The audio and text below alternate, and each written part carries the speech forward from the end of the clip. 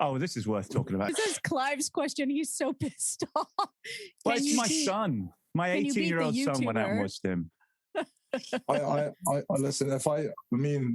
Boxing is entertainment, and I know there's been a lot of fighters who have worked there, for many years to try to make it to the top, to earn good money, to become champion. But he has a presence in boxing. Boxing, what he brings is he brings audience and he brings new viewership.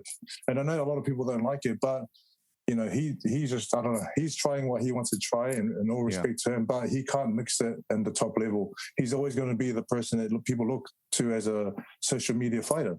I mean, a YouTuber that fights, but he will never become champion, I think. No, it'd be nice though if he just chose a boxer to fight, because from my point of view, there's so many kids who train from an early age. They train to, like yourself, they train for the Olympics.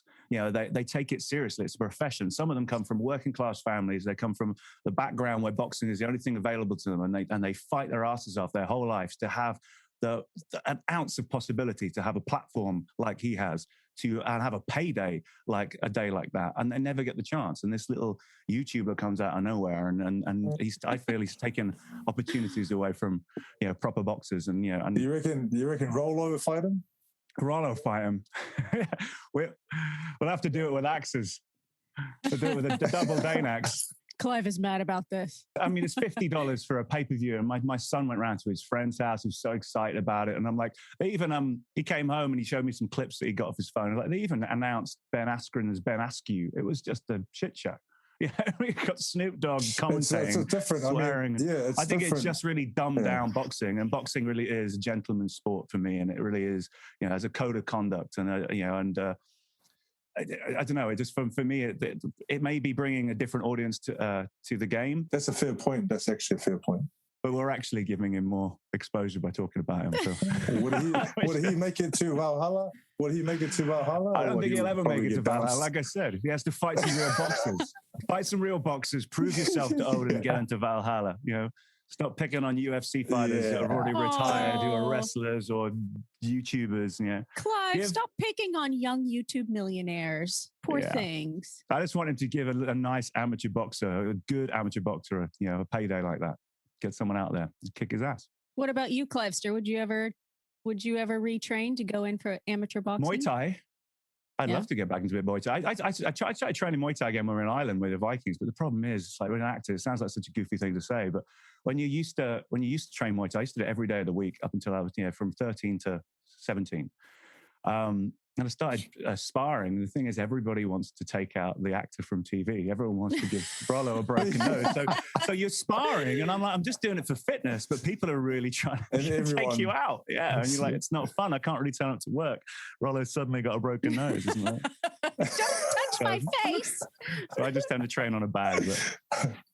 But yeah, I wouldn't be going out there to shouting my mouth off to trying to fight some Conor McGregor or something like that. Joseph, do you find that because people recognize you, do you get that sort of like, oh man, hey, throw a punch, that kind of like posturing that people are going to come up to you and try to make you show tough guy? There are times where people are like, hey, you think you're the man, you think you're the champ, let's just give it a go. But listen, what my dad said to me, one thing he said to me in the beginning of my career was that all the fighting stays in the ring. So I've held that with me, and I always walk away. Even though I know I can do some damage, you always have to walk away, choose the right thing.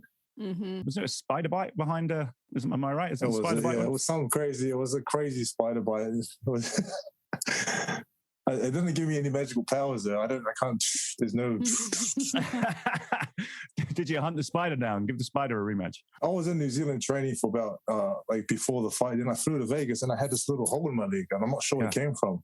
And then into the training camp, 3 weeks into camp, I started my body, it just felt flat. I was sweating at night, couldn't sleep. And then I went to the doctors in Vegas and they said to me it was a spider bite from New Zealand. I didn't even know we had spiders that could do that.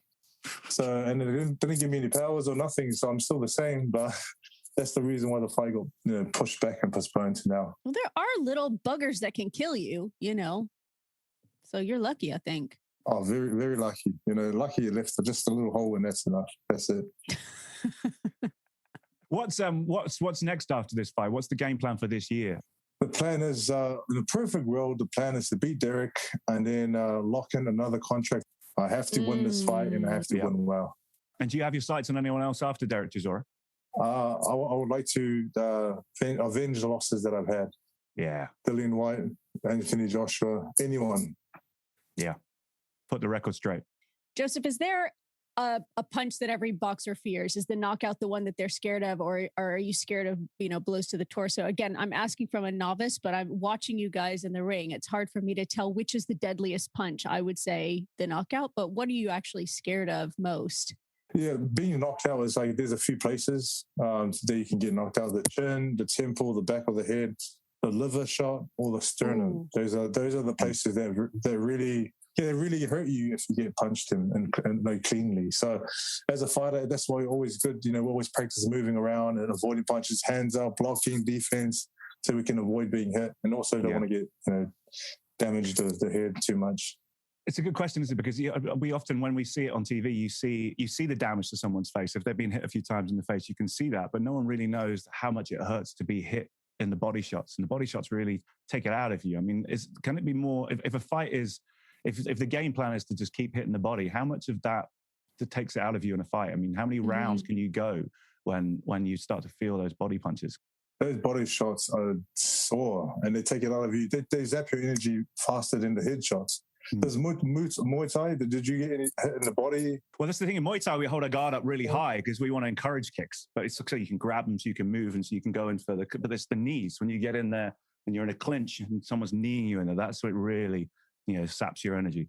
The body shots are the worst. And just, I would think the fatigue as well. Watching you guys, there were times in the later rounds where you're just hanging on each other and the ref is breaking you apart. And it looks like you actually just want to have a minute to hug it out and relax because you're so tired. Oh, yeah. You're so, when you're going at a higher pace, at the end of the fight or the later rounds, you're drained, you're tired. So when you do get into the chance to have a bit of a hug, you sort of make the most of it. You're like, hey, come here. Hey, bro, what's up? You hug him. And then sometimes we talk to each other. Is that all you got? Give me some more. Usually that's when the banter starts as well. And the hugs. Now, you have a massive, as well as myself, you have a massive UK fan base as well, because you spent a lot of time in the UK, just like you are now. What are your favorite things in the UK? And do you have like a favorite food from the UK or anything, or a favorite place that you like to go? In the UK? I don't know. My favorite memory would be just fighting in obviously Wales. We stayed in London, and I just liked the place because from being from New Zealand, quiet and relaxed, London was very busy for me. There was a lot happening, so it was just good to be a part of it and going around doing tours, having a look around. But the great thing about the UK is that we have a lot of support, and it's great to be in a place where people support you and wish you all the best for your fight. And I do like it here. It seems like a lot of Brits are claiming you as their own already. They're like, we'll have him. We'll have him. I'm like, okay, then take me in. Take me, you fools. So when boxing is all said and done and you retire, where do you see yourself if you were in Viking times? Would you be a farmer, a raider, or a king? Where's your heart lie? My heart lies, I want to be a farmer. Relaxed life. When boxing is said and done, my heart, as Viking, my heart wants to be a farmer, just to enjoy life and, just be there for your family and just work hard for your family in the farm. And just, it's not as, if you're a king, there's a lot to look after. If you're a raider, you're always on the go. But being a farmer, you're in one place, just enjoying life. And so have you got any other hobbies outside of boxing that you want to put more of your time and energy into? I love fishing. I love playing instruments. I can play the guitar, piano, the triangle, tambourine, shakers. I can play the piano and guitar. Fishing. What else is there? I play golf, but not that good. I have all the gear, no idea. And there's just many things. There's other things that, have you guys, honestly, if you guys come to New Zealand fishing, I'll show you guys around. I'm there. You guys a great time. I really am there. This is a real invite. I'm there, Joe. This is a real invite. We're gonna show up on your door. Knock, knock, knock. Clive and Amy, suitcases. Here we are. Okay. Welcome in. Room to the left. It's really cool to imagine your deadly hands tinkering the ivories delicately. It's what do you play? Jazz, classical? I play a lot of church music. My sister is very good at piano, so she taught me a lot. Then I learned a lot of things on YouTube. I can play Bohemian Rhapsody. Hey. And then, it's just whatever. I think it's important to enjoy other things rather than just boxing, music, time with your family, other sports, just everything else, walks. I'll enjoy walking, hiking, everything. Joseph, if you look back at your life, it can be anything you choose, but what is the most Viking thing you've ever done in your life? The most Viking thing I've ever done? Ooh, I've done many. I think I've done many Viking things. What's the most? Like if you were at the gates of Valhalla and Odin was like, I'm not sure about you, which he never would, by the way, because you are Viking through and through. But if he was going, come on, give me one Viking story. Why should you come to Valhalla and sup with, and get ready for Ragnarok and be in the halls of Valhalla toasting with the great ones? What story would you tell him? My brother, I reckon my brother will make it into Valhalla before me, because we got into a fight once and he chased me with a knife, and I feel like the knife was similar to a sword. So listen, I'm not saying I was scared of him, but I was.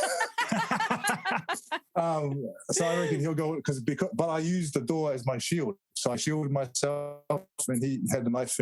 But after that, we apologized and we're good. Like he's here with me now. So we're so close, but.